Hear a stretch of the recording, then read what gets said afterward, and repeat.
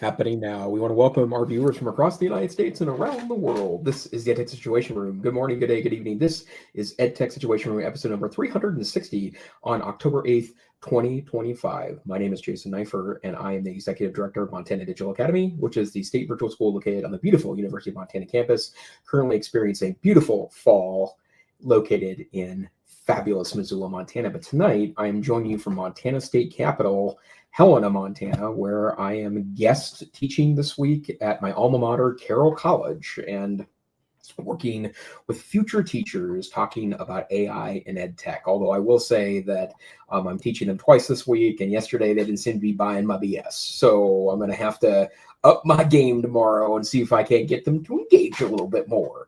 But this is not about me. Good evening, Dr. Wes Fryer, joining us tonight from fabulous North Carolina.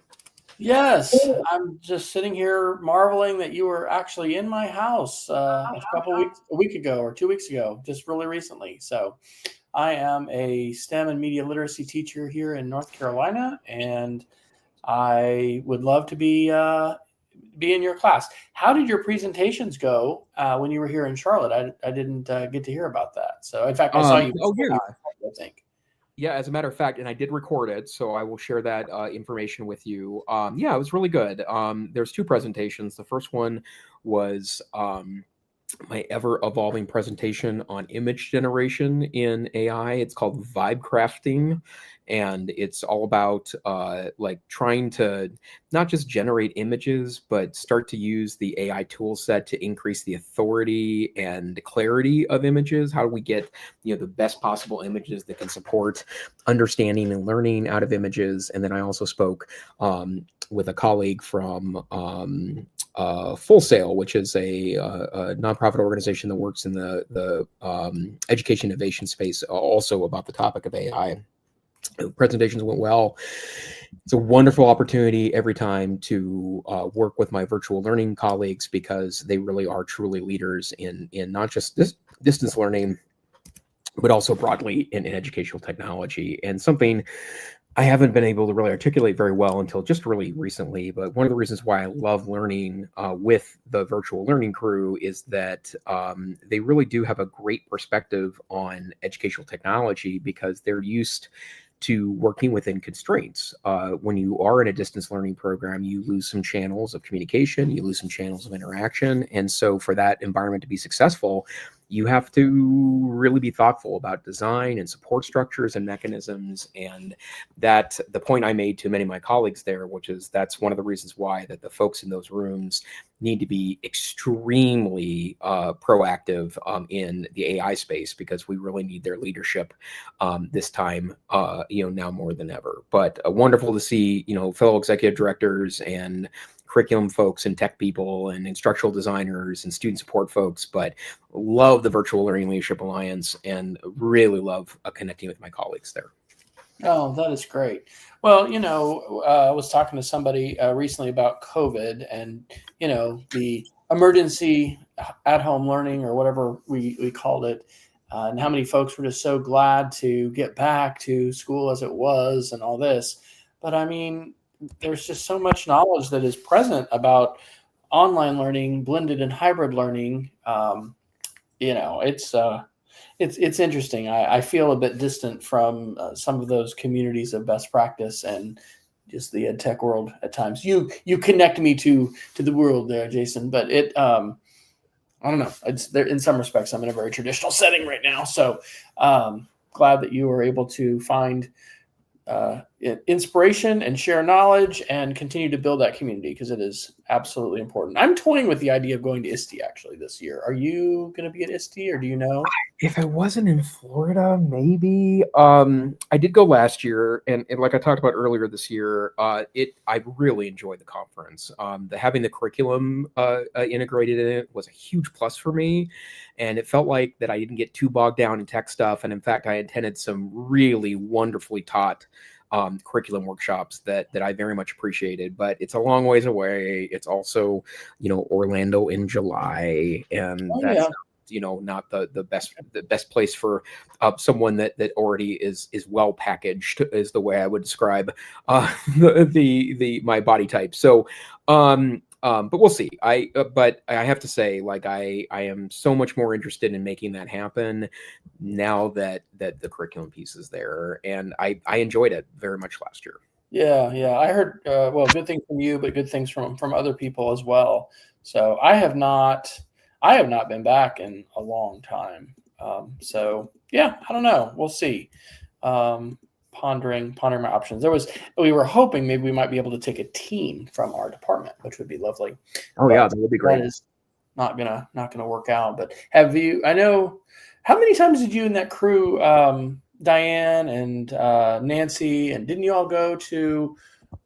Didn't you go to like Las Vegas to the Yeah, CES one year. CES? Yeah, Did you get to do that more than once? just once. And Oh, really once is all you need. I will say that, I mean, actually, I would be curious in part because it's just such a ridiculous show, yeah, right? Like in every way, shape, or form. And you know, as other not other, I'm not content creator, as other kind of people in the tech actually, I'm a tech podcaster. What am I talking about? I'm really nailing it tonight, Dr. Fryer. The other people in the kind of the tech creator space, you know, do a good job of kind of covering it there. But you know, there's always, you know, a lot of the products that are featured there never make it to market. It really is kind of a perspective show as opposed to an actual show. right.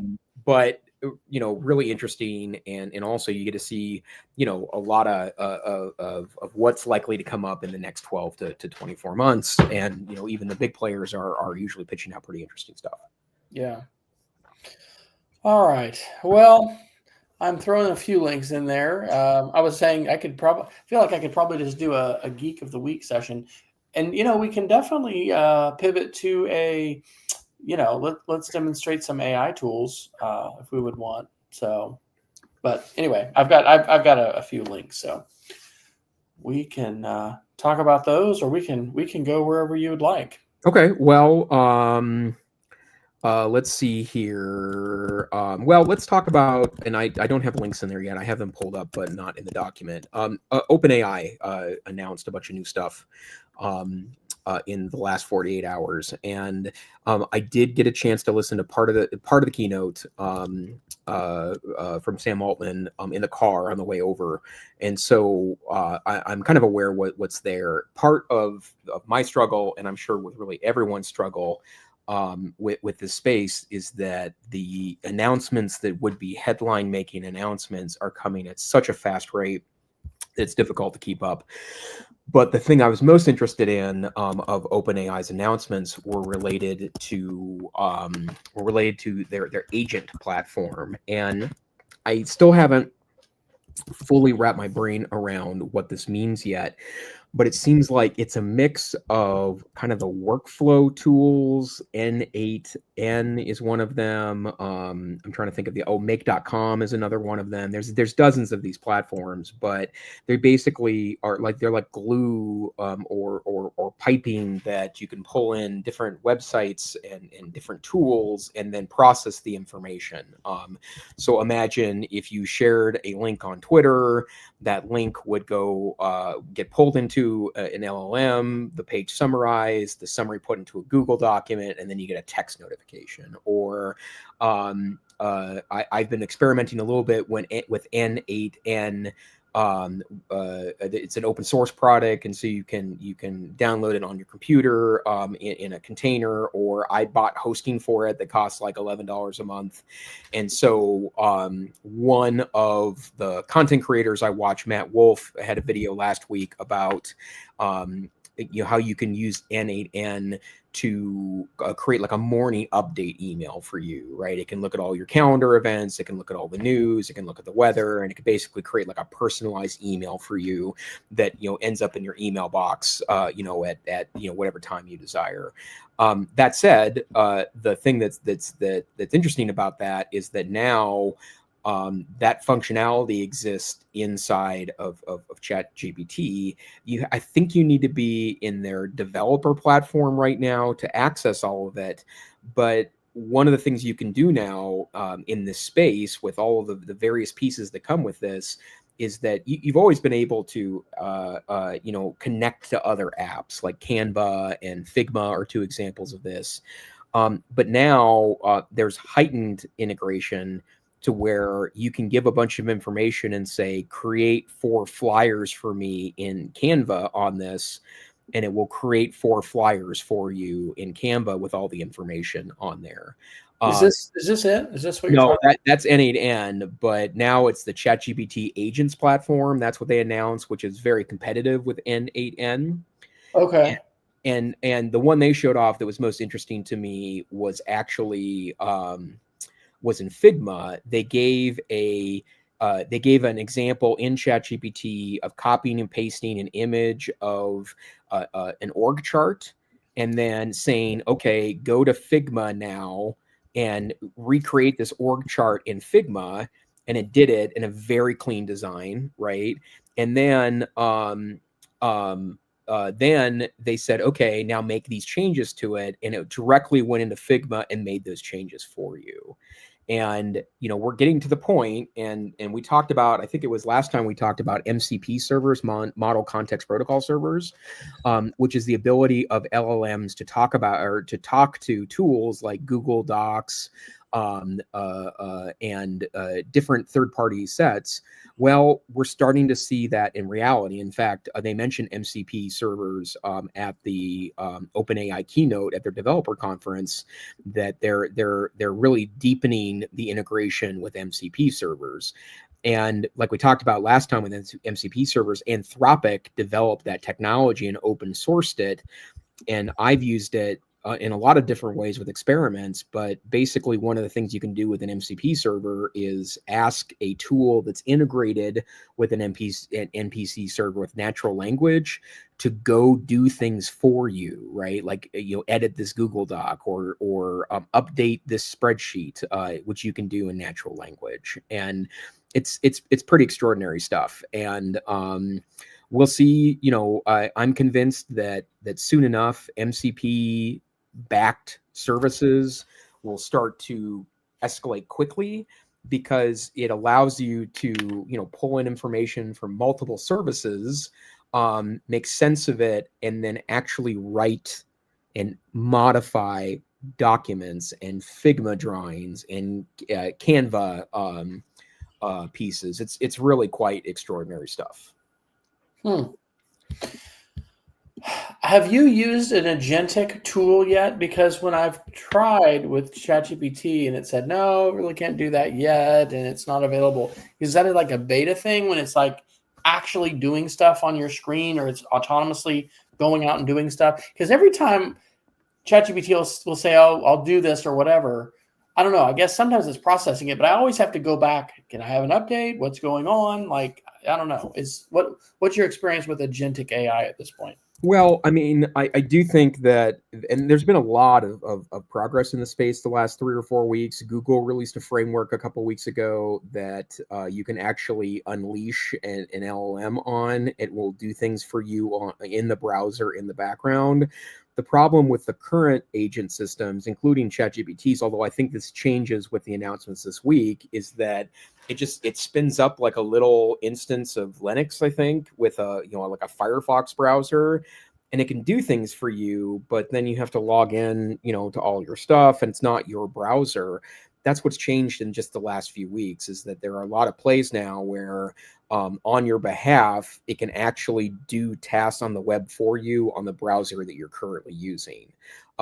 That's the case with the comment browser from Perplexity. My understanding is that's the case with Dia, which is the agentic browser from the folks and they just got bought out by someone else. The Browser Company is the name, the folks that make Dia. There's just a lot of action happening in the space. And I don't have time to, I would love to sit around building things with this. I'm now completely overwhelmed by the number and the speed at which the tools are being developed.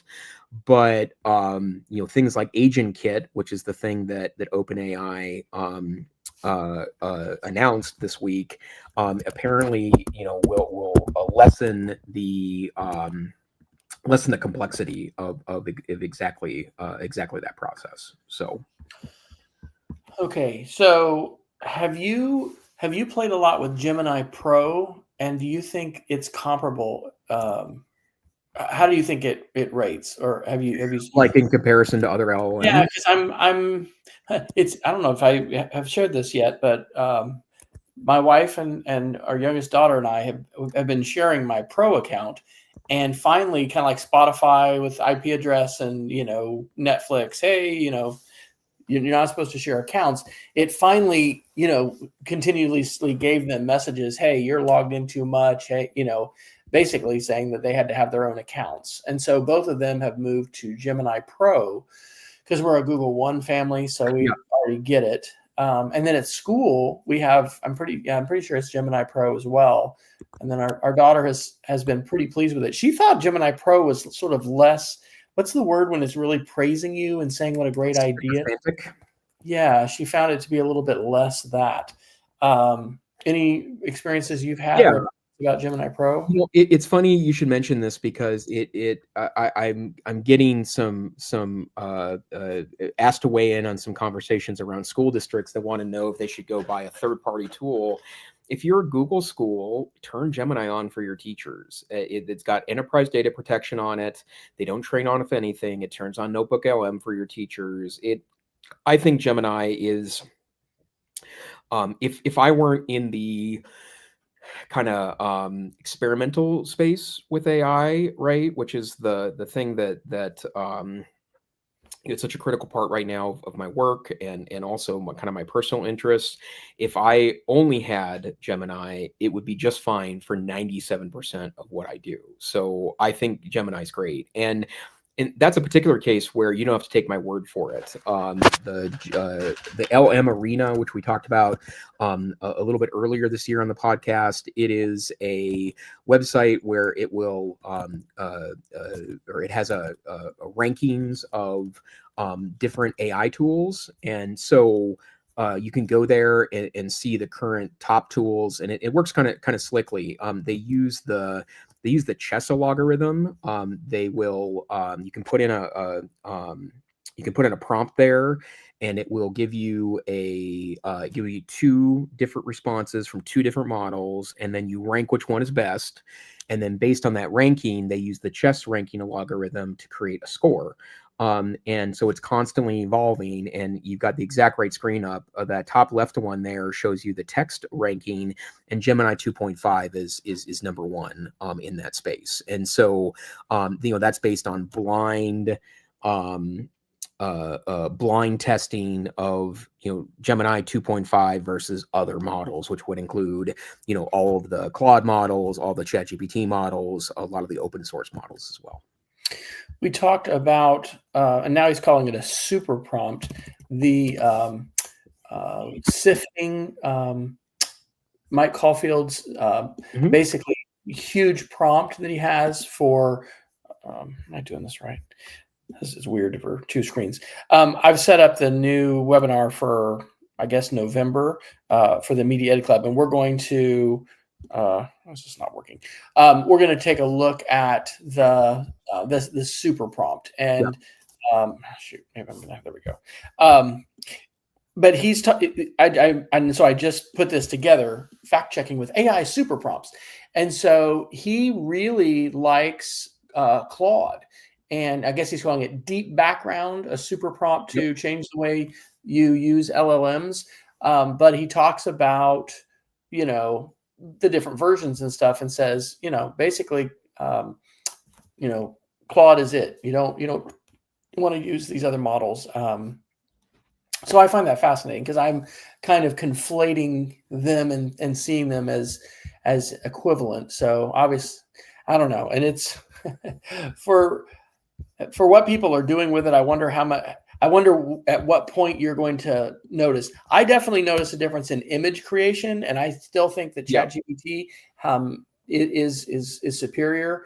I am, again, regularly creating infographics to go with my lessons. Today, I've got this is a Geek of the Week, but I'm this spooky scratch stories.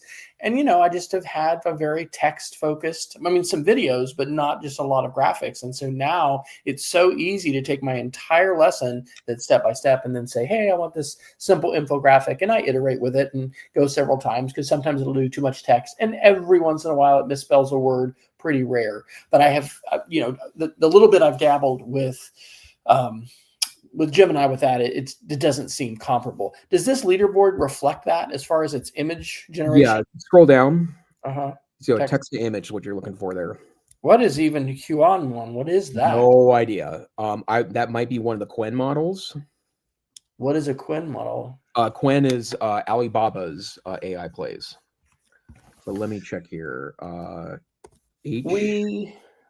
I don't remember where I heard this. It wasn't hard fork necessarily, but this idea that, China doesn't have the capacity to raise the capital like Silicon Valley tech companies can. Mm-hmm. But they're developing open models, and the open source community is so powerful. So it's kind of ironic that the Chinese are the ones that are, racing forward. Ostensibly, I'm sure everything's not out there, but there's a number of open models. Yeah. Oh, we need to talk about TikTok tonight too, by the way.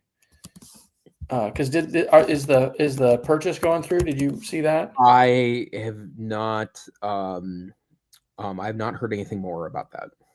Okay. Well, maybe this is not.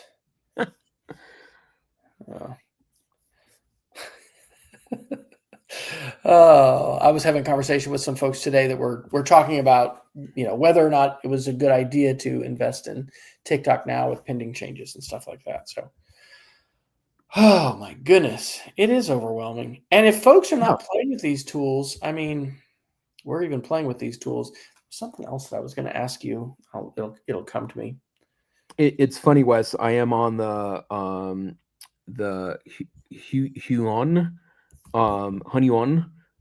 model. It's an open source image model, and what I'm seeing here, you can actually buy a $8 a month account. If it's open source, I'm sure that some of the other image generation services probably have the model available to you. But from what I'm seeing here in the demos, it looks pretty impressive. So yeah, and so I would say that it's depending what you do with it, but Midjourney is so far behind for me. In fact, did you cancel your subscription finally? Yeah, I probably had a subscription cancellation 3, maybe 4 months ago. But Ideogram remains high quality. ChatGPT 4's image model is really good, and then I would also say that Gemini's image model has been a really big winner for me as of late as well. We're kind of just jumping all over here with different things, but speaking of, so Sora, yeah, this is what happens, folks, when we don't do the. No, Wes, this is what happens when there's just so much news that we drown in it. Yeah. One of our children told me, and this is related to Sora 2, that her Facebook feed is now just completely overwhelmed with AI slop, with deep fakes. Yep. And I'm telling you, man, we are just rocketing towards this rather dystopian information environment. At least we are in Facebook. But anyway, I do want to talk about reclaiming our news feeds, because I really think that exploring options that are not controlled by Facebook. It's irritating when you can't just turn that off, and they're supposed to be labeled right for, this is AI, but they're not. Most of the things that I'm seeing, my mouse is all over the place. Most of the things I'm seeing are not, and it's frustrating because I would really like to have more assertive control over my feed in Facebook, and I feel like I can't. So. Well, yeah, and and you mentioned Sora too, that they have their new social network I've only heard about it because you have to have an invite to get onto it. It's called, and I don't even have it on my phone anymore, so I just deleted it. But there is a new social network like experience that is powered by Sora 2 that comes from OpenAI, where 100% of the feed is AI generated. Right? You can't even upload. Oh, you're talking about the new platform that they announced. Yeah. Right. And, yeah. It's here, join our AI slop platform. Yeah. It's all slop all the time. Yeah. Right? Now, and what I've been told is that it's both kind of funny and delightful, and also very disconnected from humanity, right? And now that said, though, like I'd rather there to be a platform that's only slop, and then have them keep the slop out of my human-based ones, right? Let's segment it. But that said, though, like I mean, I just have a lot of questions about how, I mean, where do we draw that line, right? Like, I think that there is a lot of discontent around, a lot of these tool sets, and, UGG and its AI slop. But, what about people upscaling images? What about people enhancing images with AI? What about people that are, adding a filter that it has an AI component to it, right? Well, and that's the part that, and I know that's the debater in me, right? That's always looking for, where that brink is before it crosses over into something that's objectionable. But I think we need to be a little careful here, because I don't think it's that hard to argue that what a lot of traditional photographers do with Photoshop, would be defined out of ethical use, based on the broad-based AI criticism that exists right now. And again, I'm not saying that I don't have distaste for some/a lot of this stuff. It's just that I think it's really complex to draw a line here. It's very complicated to do so. Okay, not to we won't. I promise not to descend us completely into a political rabbit hole, but the White House has posted some vulgar deepfake videos recently, and this seems very surreal as well. And it's not just, hey, somebody on 4chan, so I don't know. People have had some predictions about deepfake videos, and how in previous elections it was really going to be a big deal. But I mean, this is being mainstream today. Okay, this week our daughter said, her social media feed's overwhelmed with AI slop, and we're having, really kind of unhinged deepfake videos being posted from the White House's Truth Social account. So what do we do in this environment? We have a wonderful organization called the Levine Museum of the New South, and they hosted a panel last week or 2 weeks ago about teaching social studies and world history in the current polarized climate. And there was one of our teachers from our school, one of the Charlotte Mecklenburg public school, high school teachers was there, a high school student was there. And it was really good. And it really was encouraging about the ways that teachers are, in some cases, talking about these issues. I guess I've been really focused on, I'm teaching middle school, so I'm not teaching high school or college, which is different in terms of developmentally where kids are and what we're going to talk about. But man, I got to tell you, it's a struggle, because kids and adults and everyone online is out there in this space, and yet I kind of feel like we're just, teaching the curriculum like it was 1955. Yeah. Well, and I think there is something very much to be said about trying to. Well, I've said this often in the last couple of years that I think I would have a hard time right now in the modern day social studies classroom as a teacher, because I want my students to debate issues. That's the bottom line. And I think it's also quite okay to bring in arguments that from all sides, in order to help create critical thinkers, right? Like, school isn't about teaching an ideology. School is about teaching people how to think. And I think that there is a broad agreement that has to be the bottom line with schools, right? Now, that all said, the complications of that are very that are very complicated, right? But I also think that I, even now that a lot of history is starting to kind of come up for discussion and debate a little bit, it's a weird time to be a teacher, right? And that's also why we want to be concerned about AI slop, right? Like I'm looking into models to generate student facing materials with AI. I don't apologize for that, in part because I think that our organizations try to do it very thoughtfully, that it's grounded in truth and facts, and also built around critical thinking exercises for students.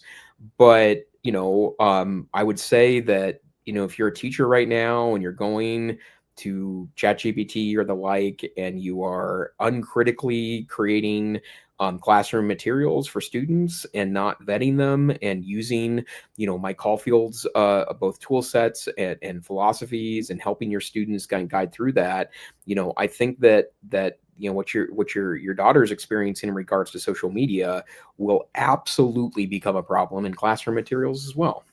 Yeah, it's crazy. Well, let's talk about search. And here's The Verge from September 30th. Google is blocking AI searches for Trump and dementia.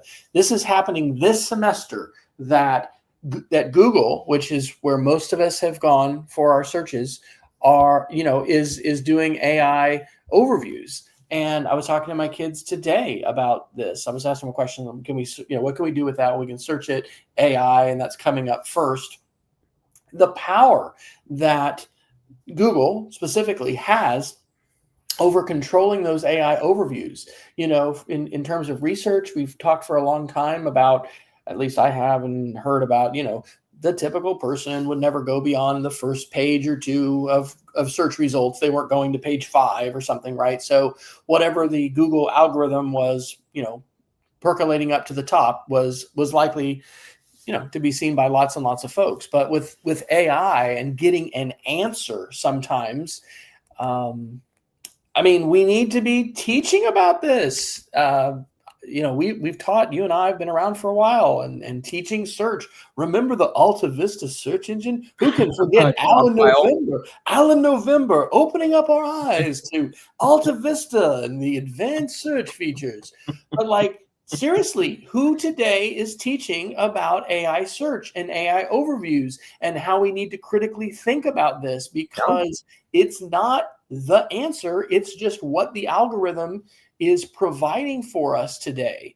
And I remember, some of those websites that would just do all these different searches? You're talking about Dogpile and Metacrawler and I guess, yeah. And you put in a search and it would go to these different places, and you'd see what those results are. It's just wow, it's such a wild west of all these models, all these choices. And a lot of folks, we're in our rut, we do our thing, but even if you're in your rut searching Google, now you're getting AI overviews. So I think that's a really big deal that has happened. It is happening right now with search. So yeah, absolutely it is.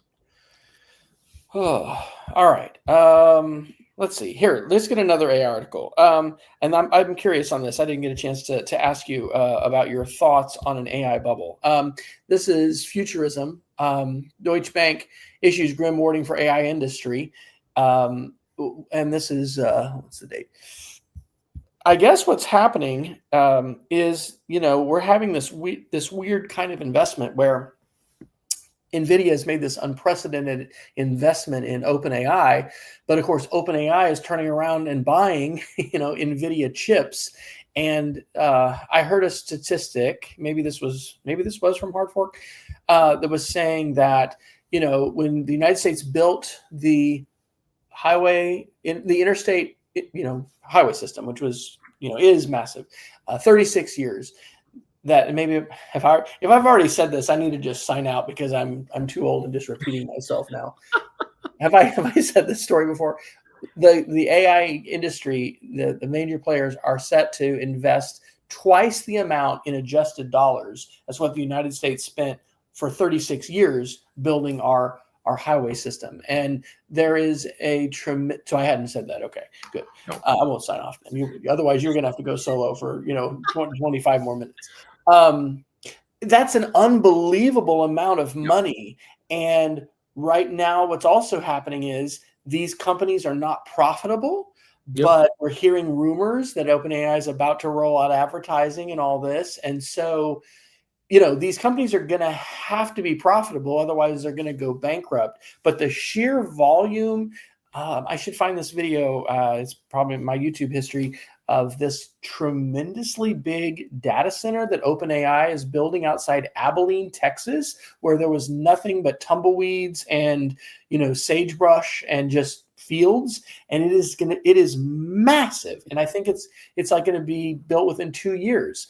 So the amount of capital expenditure that's happening right now, and of course you have the energy and the water and everything that's on top of that. So Jason, if we foresee an AI bubble coming, I was talking to one of our financial literacy guy. I mean, his answer, which I kind of knew already, is just do the right things. Do the same things that you're doing with investments and savings and stuff like that. But it seems wild to see this, and I mean, we don't know what the future holds, but the amount of expenditure is staggering. Yeah, it's really staggering. There is a bubble. I mean, there's no other way to define it, right? Because there is a finite amount of dollars, and there's a finite amount of discoveries to be made here.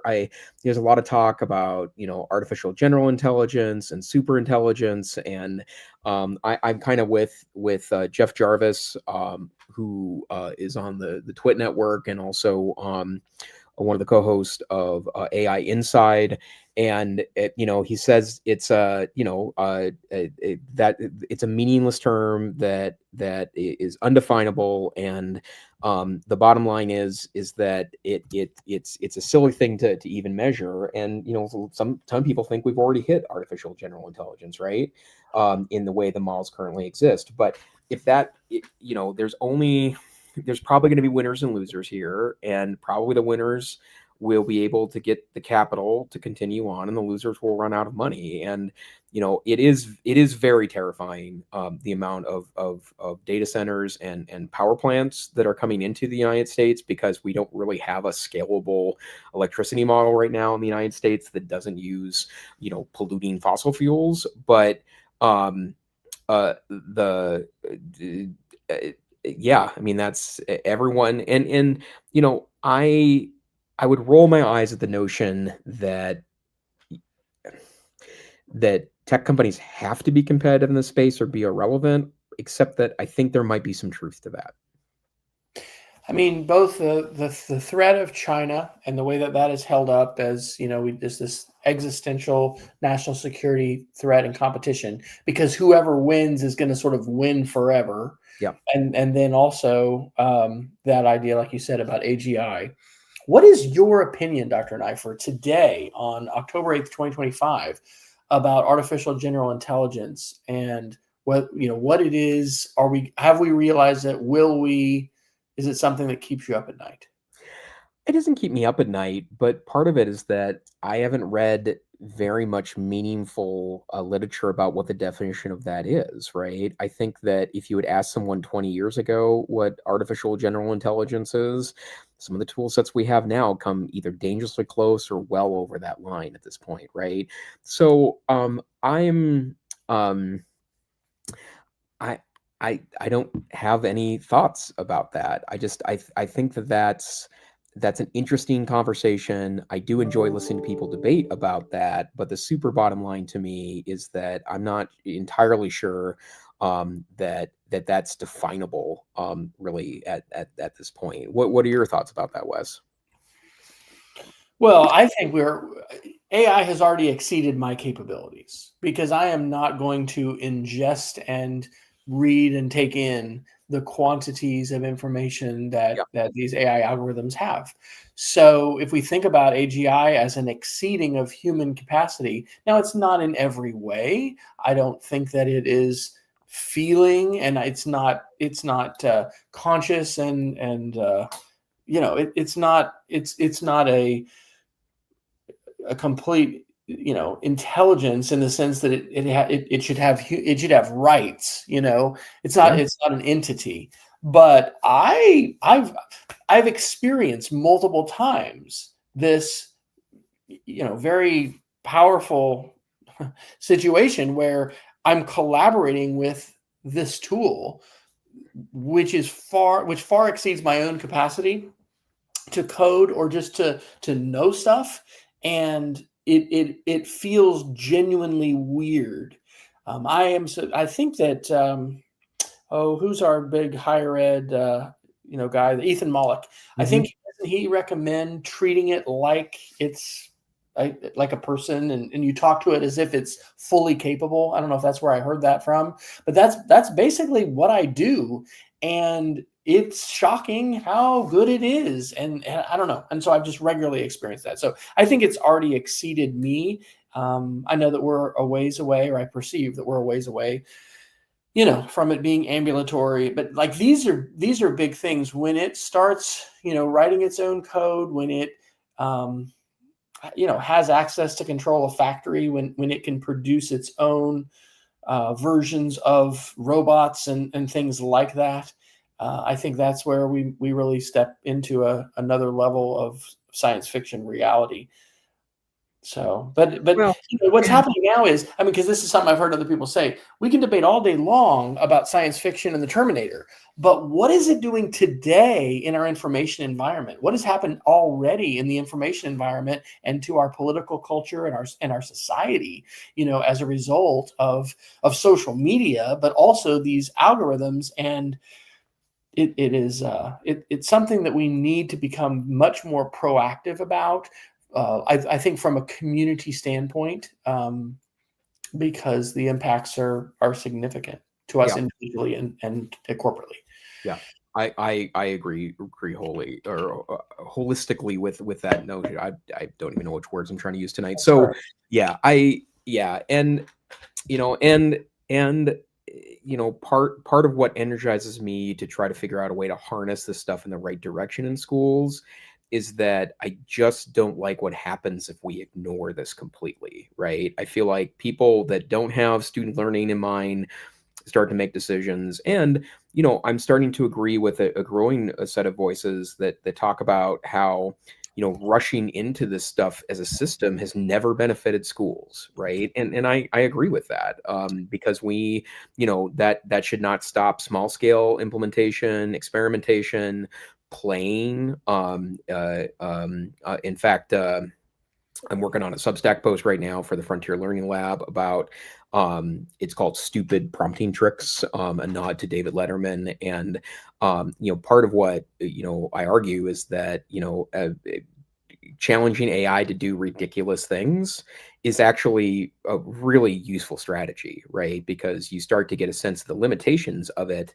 but also you get a sense of how powerful it is, because generally speaking, AI doesn't say no to ridiculous requests, right? And so once you start to, wrap your brain around what those barriers are, I think it becomes a lot easier to understand, how these tool sets work. But yeah, we're living in a series of strange times, and what makes it quite science fiction-y is that I do feel like that these are starting to become very Star Trek-y, more Trekky. Since I've never seen a Star Wars movie, but you're very Star Trek-y, in its conception, because the computers seem to have the ability to, to at least, come off as thinking, right? Oh gosh, absolutely. All right. Well, I'm going to share a article that I wrote. So this is just, I'm writing this Heal Our Culture website. This is from the Substack, but I called this Reclaiming Our News Feeds.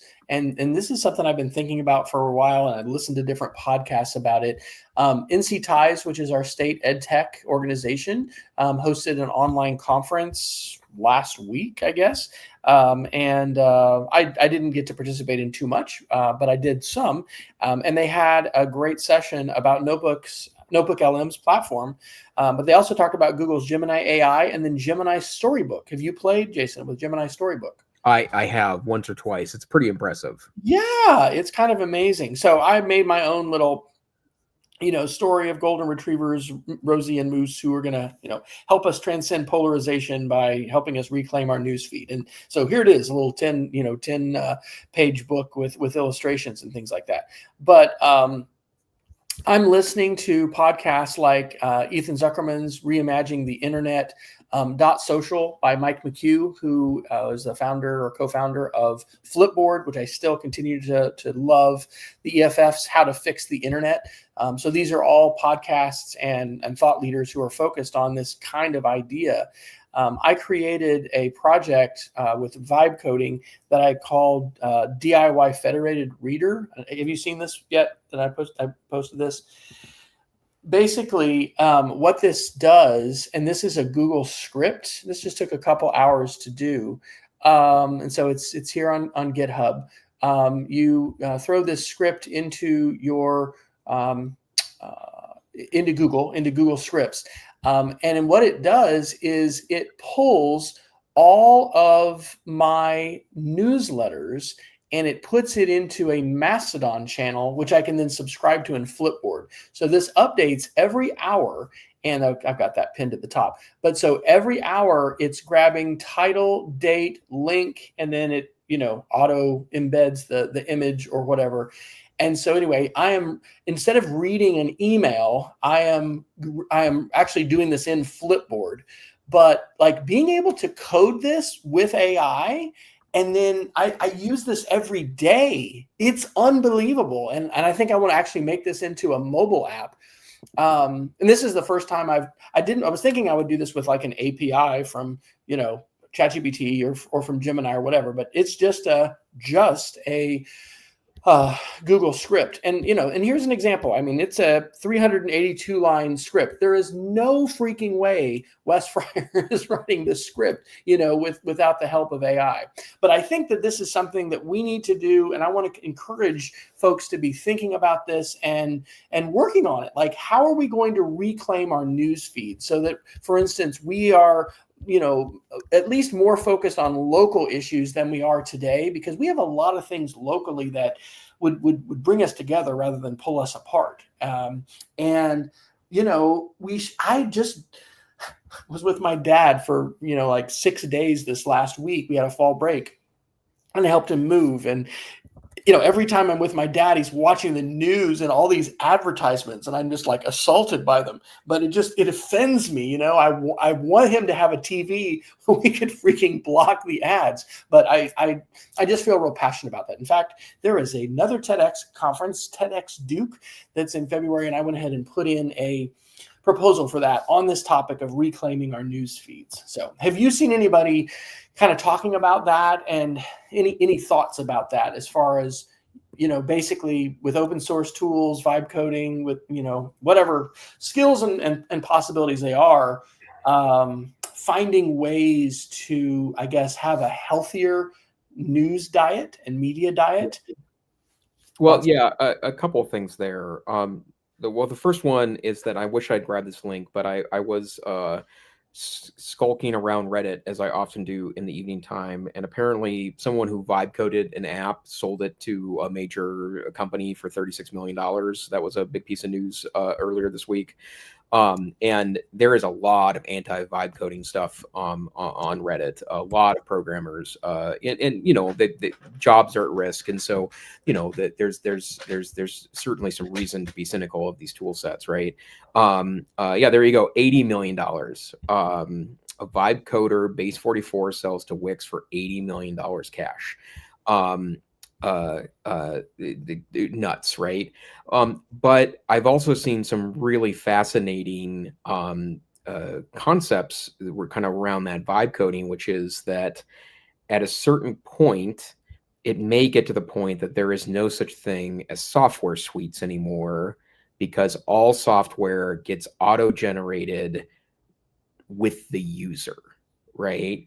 So you can imagine for a moment that you talk about the news feed and information diet.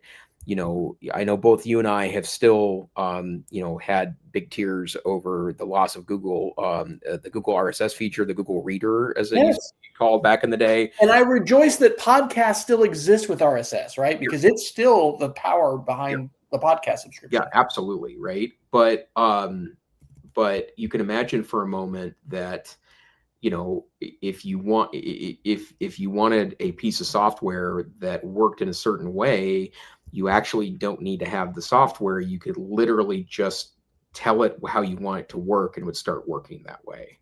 And that seems, you know, really, you know, Alice in Wonderland, next level, what the heck kind of stuff. But it's probably a reality. And I know there's a lot of people in the immersive learning and VR space that are very excited about, you know, the notion of kind of generated environments, because, you know, especially in some learning, there's been a huge limitation of utilizing those technologies in context of like VR headsets, because, you know, it's very expensive, and with not a lot of payoff to create that content. And if it can be auto generated, you know, based on an AI model that, you know, has some restrictions and boundaries there to get to go in the right direction, that may create a you know, pretty extraordinary situation. But there's so many different issues. We did the monthly webinar for the Media Education Lab a Monday on vibe coding, and I told stories about a little game I created called Packet Defender. I've done a couple iterations of it, so my web design kids can learn a little bit more about DNS and TCP/IP and how packets work. And it's a very simple game, and it's text based, but it's a freaking game that works as a single HTML file, and you know, again, it wouldn't have been able to do it without vibe coding. And then I told the story of that DIY reader. You know, security. Are you opening up vulnerabilities? And so it's interesting because it kind of, I don't know, vibe coding is so new. I don't know how many people have strong opinions about it. Somebody was mentioning yesterday, actually, I guess on Blue Sky. No, I listened to a podcast with Mike Caulfield of SIFT fame, and he was talking about how anti-AI Blue Sky, I guess, has been, and he's just not sharing much there because of a lot of blowback that he got from people that were, you know, anti-AI. So I don't know where it stands as far as vibe coding. I think traditionally folks that have been teaching coding a traditional way, you know, have been very suspicious and hesitant, and some are, you know, are very negative about it. Myself, being kind of a script kiddie for good, I mean, I love it. I love it. And I'm contemplating, you know, some different options that I might have to be able to develop and teach some courses about it and explore it further. But it's one of those things that I think, we talked about this before, it's not undebatable. Like alt text, you know, it's really, really great to use these LLMs. Maybe it's an overuse of the energy to get alt text. You know, I don't know how much energy that's consuming to upload an image and get alt text. But, you know, code being different than writing, does it function? Does it work? I don't know. It's just, I'm glad to have a chance to talk about it some, because I don't have that many chances at school to talk about it. But it's such a leap forward, you know. It's just, and really it's just, how much time do I want to spend, my discretionary time in the evening, you know, hey, I think I'll vibe code an updated version of Packet Defender, you know, and I did that, and it works, and I'm, you know, I actually used it with kids. We played it in class, and I don't know, it's really, really wild, because I did, you know, there's a lot I'm sure both didn't foresee in terms of educational technology in our careers. But like a couple years ago, I did not foresee being able to sit down and interact with this chat bot, and then being able to create web solutions that work and do what I want them to do, and things I'm using every week, if not every day. That's crazy. And that is personalized software development. So I am like developing my own software. It's simple things. It's Flickr Creative Commons licensing. It's, you know, chunking text into different, you know, text boxes. It's, you know, taking every newsletter link out of my email and putting it into a feed I can read in Flipboard.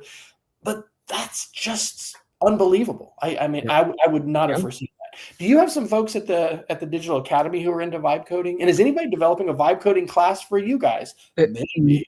No, and partially because that tech directors would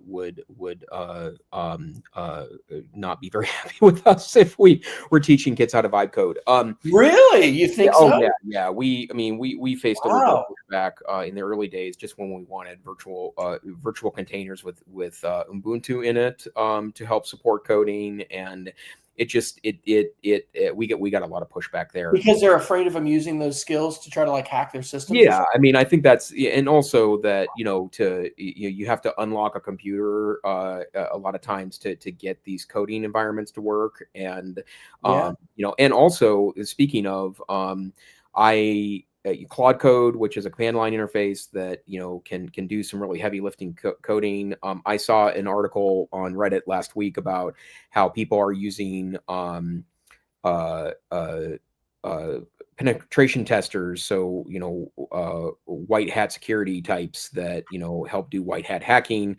Have been hooking up Claude Code to Linux distributions that are used for penetration testing, and running very basic pen tests with with a single line command. And so yeah, Our daughter shared that they had just done some testing about spear phishing, and that the large language models are different in terms of what they'll do, and you're asking it to role play because they don't want a bad actor to be weaponizing them to create real spear phishing.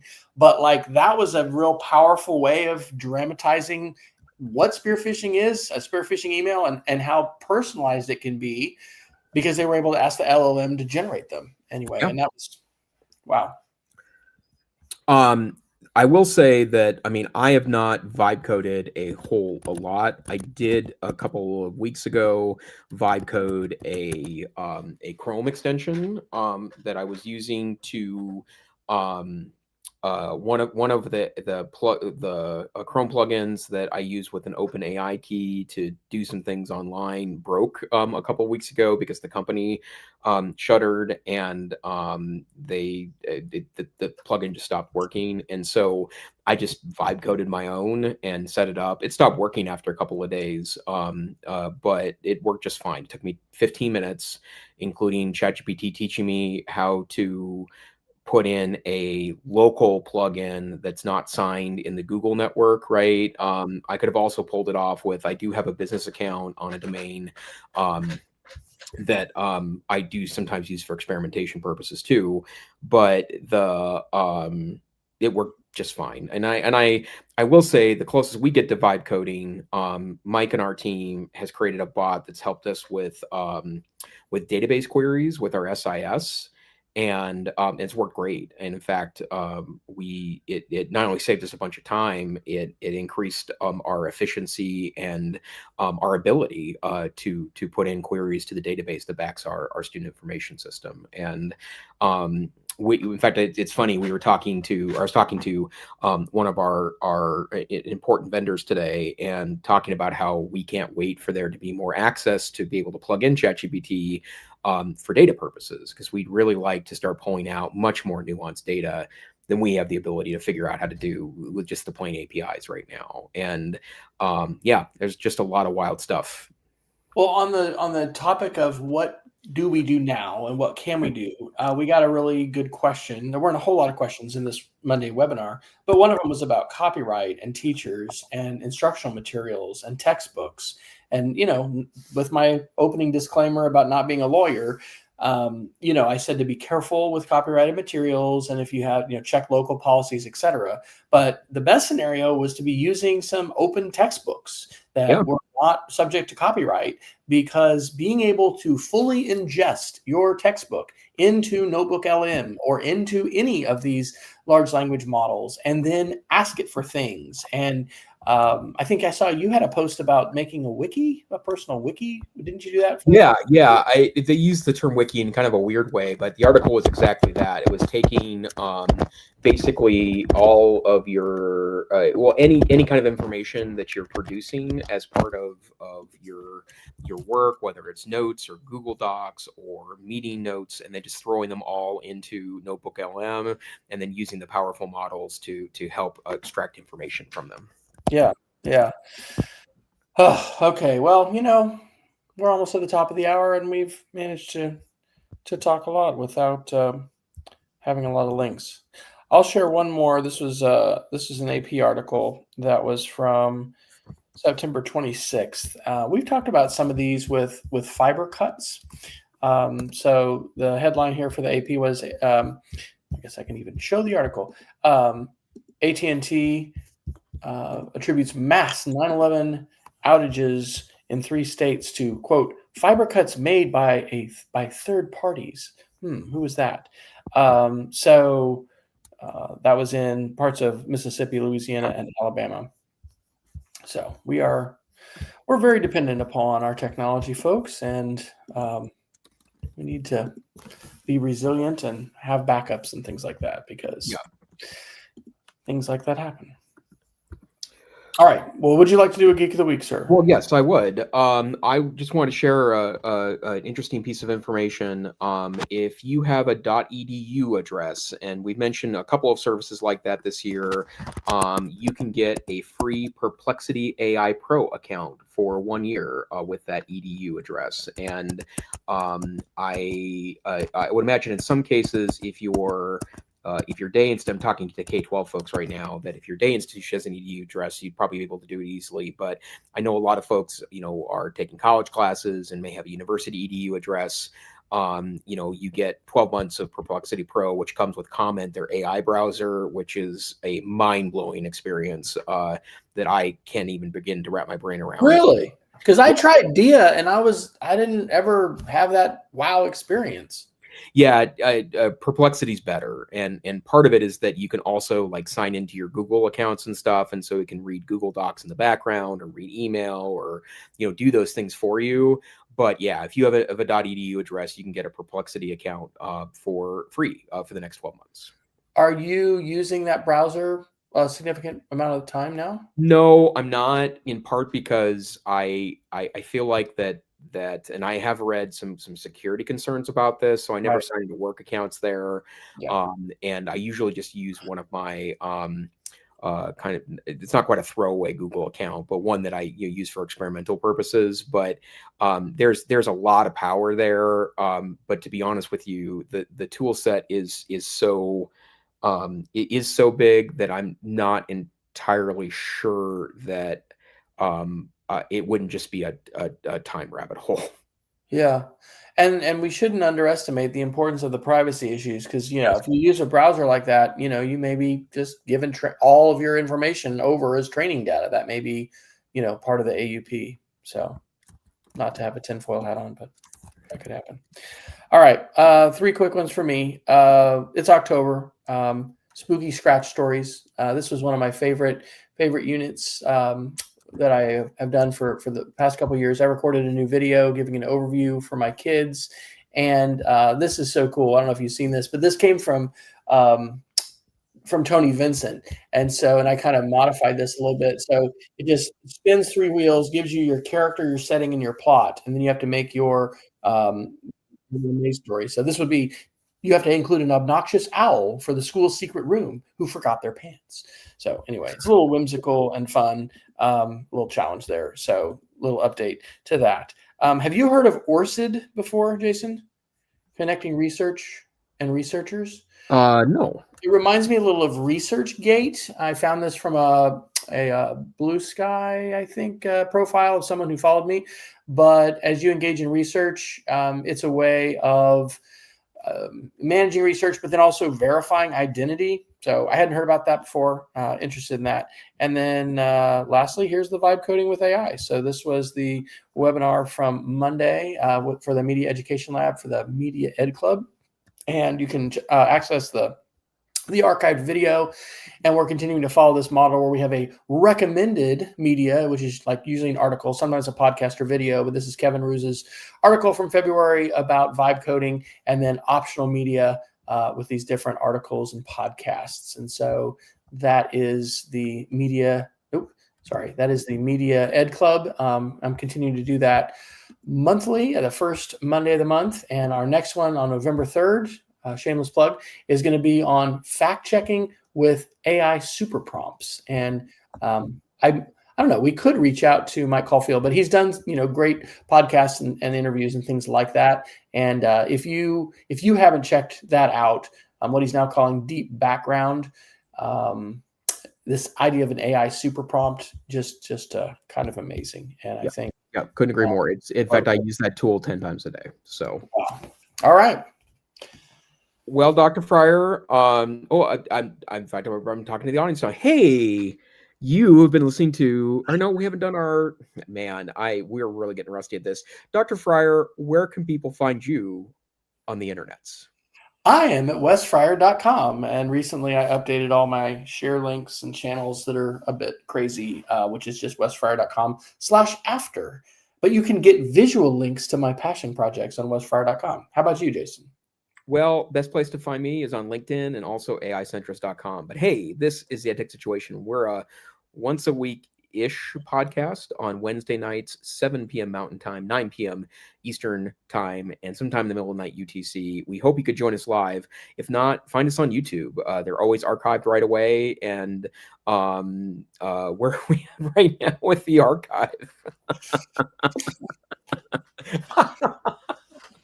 Find us on YouTube. That's the answer. Go to YouTube, folks. Go to YouTube. We got our links on our website. And yes, YouTube is the best. You should go to YouTube. We hope you have a wonderful week. Stay safe, stay savvy, and we'll see you next time on the EdTech Situation Room. Good night. Good question. Inquiring minds want to know.